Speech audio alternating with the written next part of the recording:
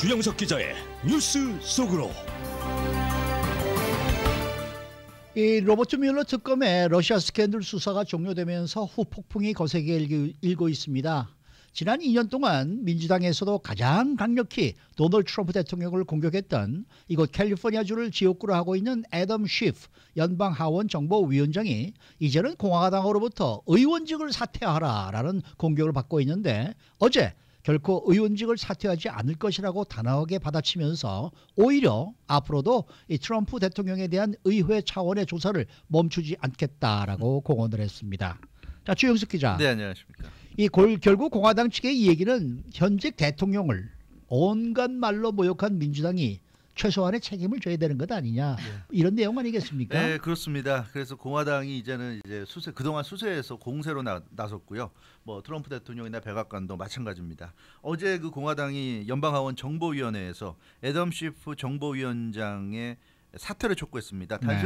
단순히 정보위원장직에서 사퇴 끝나는 게 아니라 의원직까지. 의원직 자체를 이제 내놓고 야인으로 돌아가라, 이런 이제 사퇴를 촉구했는데, 연방하원 정보위원회에 소속된 공화당 의원들이 9명인데요. 9명 전원이 서명한 사퇴 요구 서한을 제출했습니다.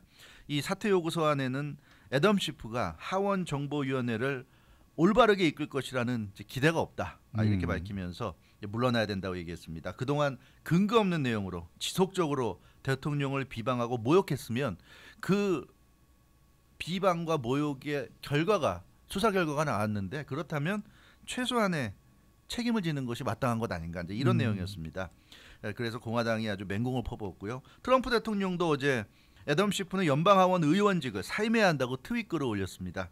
그리고 또 그랜드 래피드 미시간에 찾아가서 이제 정치 집회하면서도 이 애덤 쉬프를 강력히 질타했는데요. 고의적으로, 불법적으로 거짓말하고 각종 정보를 누설하면서 지난 2년간을 이 애덤 쉬프가 보냈다, 이렇게 얘기했고요. 그런 애덤 쉬프가 연방하원 정보위원장직을 더 이상 수행해서는 안 된다, 이런 얘기를 하면서 아주 강력하게 애덤 쉬프는 퇴출돼야 된다, 이런 얘기를 했고요. 캘리언 코네이 그 백악관 선임고문, 이 트럼프 대통령의 자타가 인정하는 최측근이죠. 이 백악관 선임고문도 지난 25일 월요일 날 팍스뉴스 출연해서 뮬러 특검의 결과가 나온 만큼 적어도 애덤 쉬프는 책임을 져야 된다, 이런 얘기했습니다. 아마도 그동안 민주당의 공세를 당하면서 가장 트럼프 대통령이나 백악관이나 공화당이 가장 기분 나빠했던 인물이 바로 이 애덤 쉬프 같아요. 그래서 애덤 쉬프만큼은 좀 손을 봐야 되겠다, 이런 생각을 하는 것 같습니다. 대놓고 욕하던데요, 뭐 팍스뉴스에 나와서 트럼프 대통령은. 네. 그렇습니다. 그래서 애덤 쉬프가 사실은 그동안 가장 강력한 얘기를 많이 했었고요. 또 위치가 위치인 만큼 그랬던 것도 있겠지만, 그래서 이 애덤 쉬프에 대한 파상 공격이 나오고 있는데, 지금 그 전문가들은 이 트럼프 대통령의 애덤 쉬프에 대한 공세가 사실상의 그 2020 대통령 선거 캠페인의 이제 시작이 아니겠는가, 이제 이런 분석이 우세합니다. 뮬러 특검의 결과가 나온 만큼 그동안 민주당의 정치 공세에 대한 이제 책임을 묻는 그런 작업에 들어갔고요. 그것이 이제 곧 그 대선 전략과 맞물려 있다는 그런 얘기가 되겠습니다. 민주당의 그 지난 2년 동안의 어떤 정치적인 책임을 물으면서 민주당을 무책임한 정쟁 집단으로 이제 규정하고, 그런 어떤 바탕 위에서 자신의 이제 재선 전략을 밟아 나간다. 이게 이제 트럼프 대통령의 생각인데, 그 시작이 이제 애덤 쉬프. 그래서 애덤 쉬프에 대한 이 공세가 어느 정도까지 갈런지 지금 귀추가 주목되고 있는 그런 상황입니다. 근데 지금 애덤 쉬프 같은 경우에는 뭐 트럼프 대통령과 공화당이 뭐라고 하든지 말든지 간에 더 이제 강력하게 자기가 이제 이야기를 하고 나서서, 사실 러시아 스캔들이 끝나고 나서 민주공화 양당이 이제 재선 레이스에 다시 들어간 것이 아니냐, 이런 관측들이 많았는데 이게 특검 공방이 끝나지 않았다는 느낌을 지울 수 없단 말이죠. 맞습니다. 일단 애덤 쉬프는 지역구가 캘리포니아예요. 그래서 이 애덤 쉬프 같은 경우는 뭐 좀 스윙 스테이트 정도만 되더라도 자신의 지역구가 아마 이렇게까지 강경하게 버티기는 좀 어렵겠지만, 캘리포니아가 지역구다 보니까 뭐 트럼프 대통령이나 공화당이 자기를 비난하면 비난하도록 오히려 더 유리하다고 생각할 수 있는 것 같아요. 어차피 선출직이니까, 임명직이 아니니까 자기는 버틸 수 있고 그런 자신감이 좀 있는 것 같습니다. 그래서 애덤 쉬프 그 연방하원 정보위원장이 뭐 전혀 굴하지 않고 오히려 더 강하게 나가는 것 같아요. 그러니까 강공이에요, 지금. 사실은 그 애덤 쉬프가 워낙 논란이 많았고, 민주당에서도 가장 대놓고 트럼프 대통령을 거의 범죄자 수준으로 아주 찍어놓고 공격할 정도로 그렇게 했기 때문에 이번에 뮬러 특검이 나오면서 어느 정도는 좀 조금은 그래도 예전보다는 좀 자숙하는 듯 그런 모습을 보이지 않을까 생각을 했는데 전혀 그렇지 않았습니다. 제스처 정도도 제스처라도 취할 줄 알았는데 그런 제스처도 없고요. 오히려 더 강하게 맞받아치면서 뮬러 특검과 관련된 공방을 지금 키우는 모습인데요. 이 어제 공화당 측의 사퇴 요구를 받고 애덤 시프도 기분이 상당히 나빴나 봐요. 아주 더 강하게 나갔습니다. 그렇겠죠. 예, 뭐라 그랬냐면 마이크 플리니 러시아 대사를 몰래 만나서 러시아에 대한 제재, 이 미국의 러시아 생션 이런 제재를 약화시키고 뭐 그런 부분을 이제 논의했고 러시아 대사를 만난 것에 대해서 FBI 조사받을 때 거짓말을 하고 그랬는데 당신들은 그런 모든 것들에 대해서 오케이라고 할 수 있을지 모르겠다. 그러니까 공화당 당신들은 이런 행동을 하는 그걸 봐도 오케이라고 할지 모르겠지만 또 선거에서 승리하기 위해서는 그런 일을 해야 한다고 생각할지 모르겠지만 자신은 그것을 부패한 행동 적과 내통한 행동이라고 생각한다 이런 얘기를 했어요. 그러면서 굉장히 비애국적이고 비도덕적인 공모의 증거라고 생각한다. 뮬러 특검은 공모의 증거가 없다고 그랬는데도 불구하고 애덤 시프는 어제 자신은 여전히 이 러시아와 내통했고 공모했다고 생각한다 이렇게 얘기를 하고 나섰습니다. 그래서 뮬러 특검의 조사 결과 법적으로 처벌받을 만큼의 그런 정도의 어떤 증거는 없을지 모르지만 적어도 법적으로 처벌받지는 않는 정도라 하더라도 부패했고 비애국적이고 비도덕적이고 공모했고 결탁했고 그런 부분은 분명하다 이렇게 얘기했어요. 이게 어떻게 보면 말이 되는 것 같기도 하고 어떻게 보면 궤변인 것 같기도 한데 아무튼 이런 이제 주장을 하면서 이 공화당을 향해서 아주 맞불을 놨고요. 여기에 저 낸시 펠로시 연방하원 의장도 가세했습니다.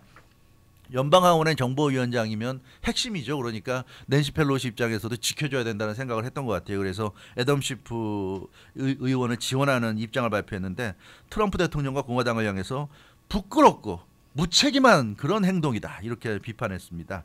이 트럼프 대통령이나 공화당을 향해서 그들은 진실을 두려워하고 있다 이런 얘기를 했고요.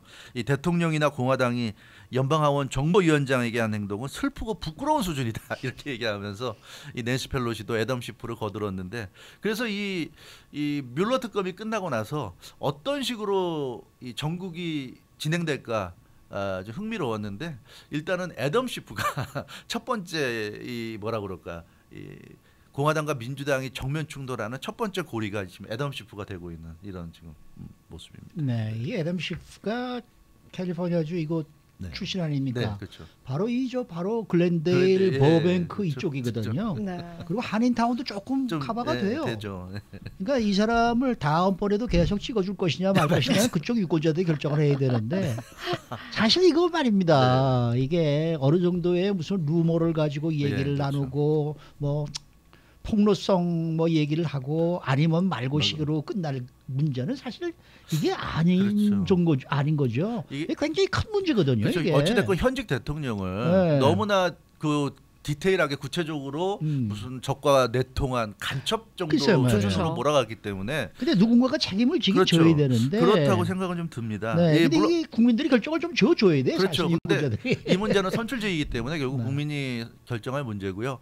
어느 정도 정치를 하다 보면 비방도 할 수 있고 사실이 아닌 얘기를 그렇죠, 할 수도 그렇죠. 있다고 당연히 볼 수 있어요. 당연히 뭐, 그렇죠. 예, 네. 왜냐하면 국회의원들 뭐 연방 의원들이라고 해서 모든 사실을 정확히 꿰뚫고 얘기하는 건 아니기 때문에 루머에 근거해서 소문에 근거해서 얘기하다 보면 결과적으로는 거짓말을 할 수도 있고 사실이 아닌 얘기할 수도 있는데 그래도 어느 정도 넘지 않아야 될 선 그런 부분이 있을 텐데 애덤 시프 같은 경우는 좀 그런 선을 넘지 않았나. 어제 공화당에게 퍼부었던 대로 뭐 비애국적이고 비도덕적이고 부패 공모했고 적과 내통했고 이런 얘기를 어제도 하고 있는데 2년 내내 애덤 시프가 한 얘기가 그런 얘기거든요. 트럼프 대통령을 향해서 내통한 공모한 그런 혐의에 대해서 조사를 할 것이고 뭐 이런 얘기를 하고 있는데 이런 건 좀 지나치지 않은가. 그러나 어찌됐건 간에 이 지금 워싱턴 정치권의 가장 큰 문제는 너무나 이 서로를 적으로만 생각하지 상생하는 파트너라고 생각하지 않는다는 거죠. 그래서 트럼프 대통령은 이제 민주당이나 언론들을 위치헌트, 페이크 뉴스라고 이렇게 규정하고 있지 않습니까? 그래서 민주당과 언론들이 하는 얘기는 다 거짓말뿐이 없다. 사실을 얘기하는 게 하나도 없다 이런 얘기고 민주당은 트럼프 대통령을 라이어라고 합니다. 뭐 오바마 케어라든가 본인의 세금 보고 문제라든가 이런 부분에 있어서 입만 열면 거짓말한다 이런 식으로. 그래서 서로가 서로를 거짓말하는 사람 이렇게 좀 몰다 보니까 결국 해결이 나지 않고요. 지금 말씀하신 대로 국민들이 선택을 해줘야 됩니다. 근데 이와 관련해서 재미난 게 어제였죠. MBC 채널 4 NBC가 여론조사 기관 서베이 몽키와 함께 공동 설문조사 실시했는데 그 내용이 재밌어요. 뭐라 그랬냐면 오늘 미국 대선을 치른다면 어느 당 후보를 뽑겠는가. 그런데 트럼프 43%, 민주당 후보 43% 똑같았습니다. 네. 그러니까 이걸 보면은 이 트럼프 대통령에 대한 지지가 상당히 낮다고는 하지만 이번 그 뮬러 특검 사태를 겪으면서 민주당도 좀 상당히 타격을 받지 않았는가 좀 그런 생각은 좀 해볼 수 있을 것 같고요. 이 미국인들의 어떤 민심이라고 그럴까요? 그런 게 좀 반으로 갈라져 있다. 그런 것을 이제 볼 수 있을 것 같아요. 특히 이 질문을 약간 다르게 했습니다. 오늘 미국 대선이 치러진다면 누구에게 투표할 것인가? 앞에 질문은 오늘 미국 대선이 치러진다면 어느 당 후보를 뽑을 거냐? 두 번째 질문은 오늘 미국 대선이 치러진다면 누구에게 투표할 거냐인데 트럼프를 찍겠다는 응답이 34%, 인물과 관계없이 민주당에 투표한다는 응답이 29%. 그러니까 질문을 약간 다르게 하니까 오히려 트럼프 대통령이 민주당보다 5% 정도 높게 나타났습니다. 근데 이런 걸 보면 확실히 지금 이 트럼프 대통령에 대해서 지난 2년간 민주당이 공세를 퍼부었지만 그 국민들의 생각은 크게 별로 달라진 것 같지는 않아요. 그래서 미국에서 어차피 트럼프 대통령을 싫어하는 사람들은 계속 싫어하고 좋아하는 사람들은 좋아하고 뭐 그런 상황이 이제 계속 이어지고 있지 않은가. 그리고 뭐 별로 이 상황에 대해서 잘 모르고 관심이 없는 사람들은 또 그대로 그냥 가는 것 같고요. 이제 이런 걸 보니까 민주당의 지난 2년간 공세가 그렇게 성공했다고 보기는 좀 어려운 그런 상황이 여론조사로 나타나고 있고요. 다만 박빙은 박빙이니까 뭐 누가 이길지 2020 대선 내년 대선에서 누가 이길지 현재 섣부르게 단정하기는 좀 어렵다. 다만 어찌됐건 지금 현재 박빙이니까 지금부터 2020 대선까지 사이에 공화당과 민주당 또 트럼프 대통령이 어떻게 하느냐에 따라서 누가 더 지지를 받느냐에 따라서 결과가 나올 것 같은데요. 어찌됐건 지금의 이 혼란스러운 상황은 국민만이 유권자만이 해결할 수 있다. 제가 다시 한번 말씀드릴까요? 네. 이 28지구인데 네. 이분이 애덤 셰프. 이 헐리우드 힐즈, 헐리우드. 그다음에 웨스트 헐리우드, 네. 에코파크, 실버 레이크, 로스펠리츠도 포함이 돼 있거든요. 네. 그러니까 여기도 한국 분들 많이 사십니다. 많이 사시죠. 많이 사시죠. 네. 알아서들 찍어주세요. 그러니까 지금 상황을 보면은 네. 그 스포츠 게임 끝났는데 진 팀이 네. 심판한테 오심했다고 막 얘기하면서 그런 느낌이 게임 있죠. 다시 하자 네. 막 이런 느낌이 든단 말이죠. 네. 근데 지금 MBC 여론조사 결과를 말씀을 해주셨는데 이 결과만 놓고 보더라도 이제 민주당이 더 이상 러시아 스캔들 문제를 물고 늘어지는 거는 내년 대선 레이스에서 전혀 도움이 안 될 것 같은데. 그렇죠. 예.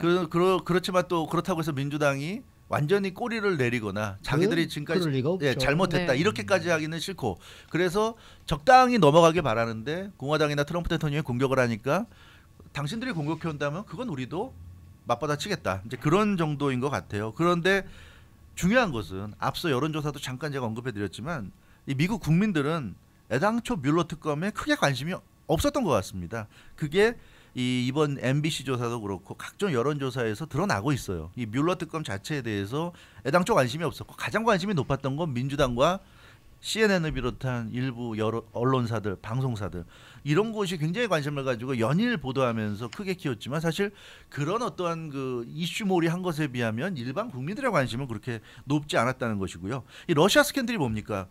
러시아 스캔들의 내용은 사실 제대로 얘기하지 않고 계속 의혹만 키우는데 내용을 보면 미국인과 러시아인이 만났다는 거 아닙니까? 그것을 이제 내통죄, 공모죄라고 하는데 이건 좀 지나친 주장이 아닌가. 구체적인 증거도 없는 상황에서 대선 캠프라는 게 결국 수많은 사람들을 만날 수 있고 또 만나야 하는 것이 주된 핵심 업무예요. 대선 캠프의 핵심 업무는 사람들 많이 만나는 건데 더 많은 사람들을 만나서 지지를 얻는 것이 기본이라는 점에서 만났다고 볼 수 있고 특히 러시아 스캔들의 요인은 뭡니까? 러시아 쪽에서 힐러리 후보에 대한 소스가 있다는 거 아닙니까? 이메일이라든가 여러 가지 그 힐러리 후보에 문제가 되는 그런 소스가 있다는 것. 그러니까 그런 것이 얘기를 들어보려고 만났다는 건데 그런 것을 과연 내통이나 공모라고 할 수 있는가? 선거에서는 상대 후보에 대한 정보를 얻을 수 있다고 한다면 누구라도 만날 수 있는 거거든요. 그런 면에서 이거는 좀 지나친 면이 있고 또 러시아 해커가 등장했죠. SNS나 인터넷에서 힐러리 후보와 관련된 불리한 이 글을 올리고 그래서 여론을 조작해서 대선에 개입을 했다는데 사실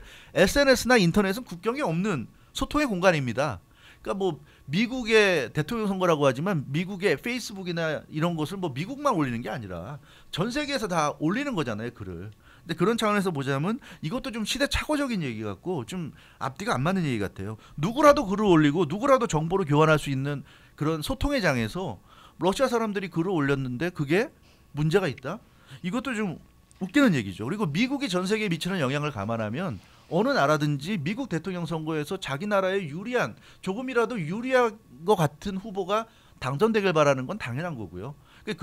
예를 들어서 일본 같은 경우도 아베 총리가 공공연하게 민주당 쪽에 베팅하고 힐러리 후보에 베팅했다는 거는 다 알려진 사실이에요. 그래서 트럼프 대통령이 대통령 되고 나서 일본이 지금 찬밥이 되고 있고 아베 총리가 트럼프 대통령에서 제대로 대접 못 받는 것도 그런 연유가 있어요. 아베 총리가 잘못한 거는 처음부터 베팅을 할 때 민주당에만 일방적으로 베팅하는 게 아니라 트럼프 대통령에게도 같이 했어야 되는데 그렇게 하지 않고 100% 힐러리가 될 줄 알고 힐러리 쪽에만 베팅하다 이렇게 됐는데 어찌 됐건 간에 이런 그 대선 캠페인 때 대선 전 때 일어날 수 있는 여러 가지 현상 중에 하나라고 볼 수도 있는데 그런 것을 과도하게 내통이다, 공모다, 무슨 러시아와 뭐 간첩질을 했다 이렇게 몰아가는 거는 좀 문제가 있지 않은가. 트럼프 대통령한테 뭐 유리한 글을 올릴 수도 있고 불리한 글을 올릴 수도 있고 힐러리에게 유리한 글, 불리한 글을 올릴 수도 있는데 이거를 문제가 있다고 특히 민주당이 강력히 주장을 해서 이렇게 특검까지 2년 동안 실시했다는 거 이거 자체가 애당초에 좀 문제가 있지 않은가. 위키리크스 같은 폭로 사이트가 각종 사안들을 폭로하는 게 뭐 그렇게 문제가 될 수 있는 건가. 지금 이 민주당이 주장하는 그래서 특검에서 이렇게 조사한 이런 논쟁을 보면 결국 결론은 뭐냐면 페이스북이나 트위터나 이런 SNS에서 아무나 막 올린 글을 믿지 마라. 결국 언론사가 보도한 내용만 믿어라 이런 얘기인데 이건 요즘의 시대와 맞지가 않습니다. 누가 요즘 시대에 언론사가 보도한 내용만 믿습니까? 그렇게 해서 세상이 돌아가지도 않는데 미국이 그래서 좀 민주주의에 심각하게 지금 역행하고 있는 건 아닌가 좀 그런 느낌이 들고요. 이게 이런 논쟁이 계속 강하게 이루어지면 어떤 상황이 되다면 민주주의가 위축이 되는 거죠. 국민들의 입을 재갈 물리는 상황이 될 수도 있어요. 얘기를 하다 보면은 뭐 확인되지 않은 얘기 할 수도 있는 거고요.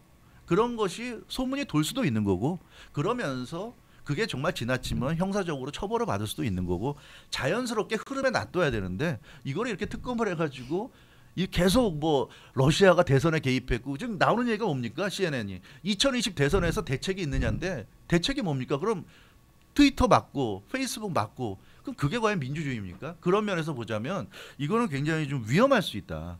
위험할 수 있다. 그래서 대선에서 러시아의 영향력을 배제하는 것도 중요하겠지만 잘못하면 더 큰 걸 이룰 수도 있지 않은가. 그래서 이번 논쟁은 좀 우리가 많은 것을 생각해 봐야 될 것 같습니다. 네, 수고 많으셨습니다. 주영석 기자였습니다.